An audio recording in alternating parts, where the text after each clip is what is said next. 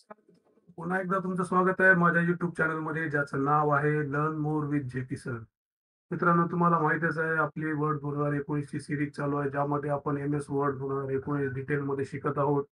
आजच्या व्हिडिओमध्ये आपण पाहणार आहोत रिव्ह्यू आणि व्ह्यू मेनू बद्दलची इन्फॉर्मेशन. मित्रांनो, तुम्ही यापूर्वी माझे जे काही व्हिडिओ बघितले आहेत त्याच्यामध्ये तुम्हाला जर काही डाऊट असेल, काही कुठल्या एखाद्या ठिकाणी तुम्हाला प्रश्न निर्माण होत असतील, तर तुम्ही मला कॉमेंटमध्ये नक्की प्रश्न विचारू शकता मित्रांनो.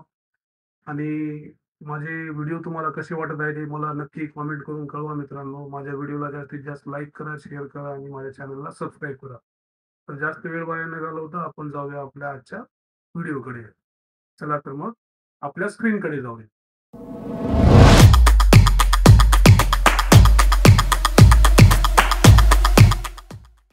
मित्रांनो, सर्वप्रथम वर्ड स्टार्ट करा. त्यानंतर ब्लँक डॉक्युमेंट निवडा मित्रांनो.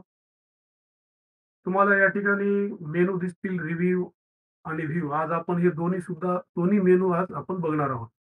तर सुरुवात करूया आज आपण रिव्ह्यू मेनू पासून. तर मित्रांनो, आपला फॉर्म्युला या ठिकाणी टाकूया. चला, आजच्या व्हिडिओला आपण सुरुवात करूया रिव्ह्यू मेनू पासून. सर्वप्रथम रिव्ह्यू मेनू मध्ये स्पेलिंग आणि ग्रामर ऑप्शन आहे मित्रांनो, ज्याच्यामधून आपण जे काही टेक्स्ट या ठिकाणी टाइप केलेला असेल, त्या टेक्स्ट मध्ये काही चुका असतील, स्पेलिंग मिस्टेक अथवा ग्रामॅटिकल काही मिस्टेक आहेत का, ते जर चेक करण्यासाठी आपण ह्या स्पेलिंग आणि ग्रामर ऑप्शनचा उपयोग करू शकतो मित्रांनो. जर समजा तुमच्या डॉक्युमेंटमध्ये काही चुका असतील तर ते लगेच आपल्याला या ठिकाणी शोधून देते. आपण जर क्लिक केलं आणि काही चुका नसतील तर आपल्यासमोर असा एक डायलॉग बॉक्स येतो की ज्याच्यामध्ये ते सांगत आहे आपल्याला spelling and grammar check is complete. Okay. Okay वरती क्लिक करायचं, आपण पुढच्या ऑप्शनकडे जाऊ शकतो मित्रांनो. आता या पुढचा ऑप्शन आहे थिसॉरस. थिसॉरस मध्ये मित्रांनो आपल्याकडे समानार्थी शब्दाची यादी आपल्याला उपलब्ध होऊ शकते मित्रांनो. समजा व्हिडिओ शब्द आपण सिलेक्ट केला आणि थिसॉरस मध्ये त्याचं जर चेक केलं तर व्हिडिओचा जे काही समजा त्याचे समानार्थी शब्द असू शकतात, त्याची लिस्ट तुम्हाला या उजव्या बाजूला इकडे थिसॉरस डिरेक्टरीमध्ये दिसते मित्रांनो. त्यानंतर पुढचा ऑप्शन आहे वर्ड काउंट. वर्ड काउंट मध्ये तुम्ही किती शब्द टाइप केले, किती लाईन टाइप केल्या, किती पॅराग्राफ टाइप केले, हे आपल्याला या ठिकाणी काउंट करून मिळते मित्रांनो. या ठिकाणी एक डायलॉग बॉक्स येतो आपल्या समोर. पेजेस किती आहेत, वर्ड्स किती आहेत, कॅरेक्टर नो स्पेस किती आहेत आणि विथ स्पेस किती आहेत, असं पूर्ण डिटेलिंग इन्फॉर्मेशन तुमच्या समोर येते. 5 पॅराग्राफ आहेत, टोटल 16 लाईन आपण टाइप केलेल्या आहेत. त्या ठिकाणी आपण क्लोज करू शकतो. पुढचा ऑप्शन आहे मित्रांनो रीड अलाउड. रीड अलाउड मध्ये आपण जे काही टेक्स्ट टाइप केलं ते वर्ड कडून वाचून घेऊ शकतो. या ठिकाणी क्लिक करायचं आहे मित्रांनो. Video provides a powerful way to help you prove your point. When you click online video, you can paste in the embed code for the video you want to. Setting वरती मित्रांनो आपल्याला 2-3 वेगवेगळ्या sound मध्ये आपल्याला या ठिकाणी जे काही ऐकायचं आहे ते ऑप्शन आपल्या समोर आहेत. 2-3 वेगवेगळे साऊंड आहेत. मायक्रोसॉफ्ट डेव्हिडचं एक आहे, मायक्रोसॉफ्ट झीरा आणि मायक्रोसॉफ्ट मार्क. मायक्रोसॉफ्ट झीरा हा लेडीजचा साऊंड आहे मित्रांनो, बघा. Add. You can also type a keyword to search online for the video that best fits your. Next जो ऑप्शन आहे त्या ठिकाणी मायक्रोसॉफ्ट मार्कचा आहे, त्याचा आवाज बघा. Document. To make your document look professionally produced, Word provides. आपण या फीचरचा वापर करून मित्रांनो आपलं इंग्लिशचे समजा काही प्रोनाउन्सिएशन कसे घ्यायचे किंवा कसे उच्चार करायचे, आपण त्याचा अभ्यास करू शकतो मित्रांनो या फीचरचा वापर करून. चेक ऍक्सेसिबिलिटीचा वापर करून आपण आपल्या डॉक्युमेंटमध्ये काही इश्यू वगैरे आहेत का हे आपण चेक करण्यासाठी त्याचा वापर करू शकतो मित्रांनो.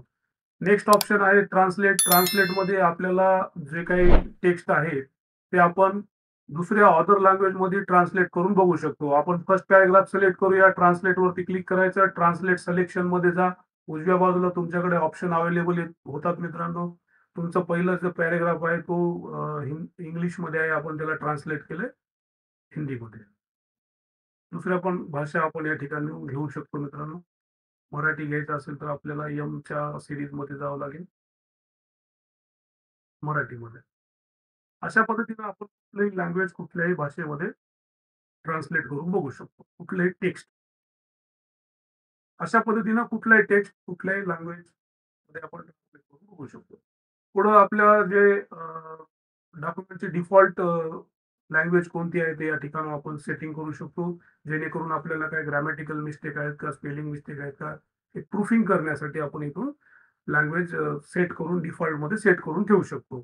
त्यानंतर मित्रांनो जो न्यू कॉमेंट ऑप्शन आहे पुढचा, हा new comment option same as it is insert मधील कॉमेंट सारखा आहे, जे की आपण पूर्वी या ठिकाणी बघितलेलं आहे. त्यामुळे याला आपण आता स्किप करू शकतो. इथून आपल्याला previous, next comment, all comment show करता येतात. पुढचा ऑप्शन आहे मित्रांनो ट्रॅक चेंजेस. ट्रॅक चेंजेसचा वापर आपण एखादी समजा आपलं डॉक्युमेंट फायनल झालेलं आहे आणि आपल्याला त्याच्यामध्ये आणखी थोडेफार काहीतरी चेंजेस करून बघावेसे वाटत आहे. तर अशा सिच्युएशन मध्ये आपण ट्रॅक चेंजेस ऑन करून ते नवीन चेंजेस आपण करू शकतो. आपल्याला जर ते नवीन चेंजेस आवडले तर आपण त्याला या ठिकाणी ऍक्सेप्ट ऑल चेंजेस करून आपलं ट्रॅकिंग स्टॉप करू शकतो. अदरवाईज आपल्याला जर समजा आपण जे काही नवीन चेंजेस केले होते आपल्या फायनल असलेल्या डॉक्युमेंटमध्ये आणि ते जर आपल्याला नको असतील, आपल्याला नवीन चेंजेस केलेले बद्दल करून टाकायचे असतील किंवा कॅन्सल करून टाकायचे असतील, तर आपण रिजेक्टच्या ऑप्शनमध्ये जाऊन reject all changes and stop tracking या फंक्शनचा वापर करू शकतो मित्रांनो. तर अशा पद्धतीनं आपण हे ट्रॅक चेंजेस वापरू शकतो. त्याच्यामध्ये आपल्याला मार्कअप काही आपण केलेले म्हणजे काही कॉमेंट्स वगैरे त्याच्यावर लिहिलेले असतील. समजा या ठिकाणी मी चेंजेस केले म्हणून कॉमेंट करायचे किंवा या ठिकाणी काहीतरी मी फॉर्मॅट केलंय. हे सगळे तुम्हाला जर मार्कअप शो करायचे असतील, तर इथं आपण ऑन करू शकतो. अदरवाईज त्याला ऑफ करू शकतो मित्रांनो. इथं रिव्ह्यू पेनमध्ये तुम्हाला ते पेन असं व्हर्टिकल असेल तर साईडला इंडिकेट करते, हॉरिझॉन्टल असेल तर खालच्या बाजूला इंडिकेट करतो मित्रांनो. तर अशा पद्धतीने आपण त्याचा वापर करू शकतो. त्याच्यानंतर याच्यात काही म्हणजे प्रिव्हियस नेक्स्ट ऑप्शनमध्ये प्रिव्हियस काही करेक्शन केलेलं बघायचं असेल तर प्रिव्हियस ऑप्शनला होतं. नेक्स्ट करेक्शन केलेले बघायचे असतं तर नेक्स्ट ऑप्शनला जातो. आणि या ठिकाणी आपण कंपेअर मध्ये दोन वेगवेगळ्या डॉक्युमेंटचा आपण या ठिकाणी समजा एकाच डॉक्युमेंटवर दोन वेगवेगळ्या व्यक्तींनी दोन वेगवेगळे डॉक्युमेंट केले असतील एकाच विषयावर समजा, तर त्याचं आपण कंपॅरिझन या कंपेअर मधून करू शकतो मित्रांनो. आणि त्यानंतर पुढचं ऑप्शन आहे रिस्ट्रिक्ट एडिटिंग. आपल्याला असं वाटलं की आपल्या डॉक्युमेंटमध्ये इतर कोणी व्यक्ती बदल करू नये तर आपण त्याला इथे रिस्ट्रिक्ट करू शकतो. त्या ठिकाणाहून एक पद्धतीनं पासवर्ड वगैरे आपण देऊन ते डॉक्युमेंट सिक्युअर केल्यासारखं आपण करू शकतो मित्रांनो. आणि हे जो पुढचा आहे इंक नावाचा, हा जर आपल्या डिव्हाइसला जर समजा स्टायलस किंवा पेन सारखा डिव्हाइस काय जर अटॅच असेल तर हा त्यावेळेस डॉक्युमेंट हा ऑप्शन त्यावेळेस ऍक्टिव्हेट होतो मित्रांनो. अदरवाईज याचं काम नसते. आता आपण पुढच्या मेनूकडे जाणार आहोत ज्याचं नाव आहे व्ह्यू मेनू. व्ह्यू मध्ये मित्रांनो आपलं जे डॉक्युमेंट आहे ते डॉक्युमेंट आपल्याला कसं शो करायचं आहे किंवा कोणत्या मोडमध्ये बघायचं. समजा आपण रीड मोड ऑप्शन केलं तर आपल्याला पूर्ण स्क्रीनची जागा यूज करायला भेटते. जेणेकरून आपल्याला समजा काही वाचन करायचं असेल ई बुक किंवा ऑनलाईन काही, तर आपण रीड मोड ऑप्शन करू शकतो. बाहेर निघण्यासाठी इस्केप बटन प्रेस करायचं आहे कीबोर्डवरचं. हे प्रिंट लेआउट जे ऑप्शन आहे, प्रिंट लेआउट जे मेनू आहे त्याचा वापर आपण आपलं डॉक्युमेंट प्रिंट काढल्यानंतर कसं दिसेल हे पाहण्यासाठी प्रिंट लेआउट ऑप्शनचा वापर करतो. त्यानंतर पुढचा ऑप्शन आहे वेब लेआउट. वेब लेआउट ऑप्शनचा वापर आपण आपलं डॉक्युमेंट वेबसाईटवर जर अपलोड केलं तर ते कसं दिसेल हे पाहण्यासाठी करू. त्यानंतर आउटलाईन एक ऑप्शन आहे या ठिकाणी, हे अशा पद्धतीने दिसते मित्रांनो. त्यानंतर पुढचा ऑप्शन आहे ड्राफ्ट.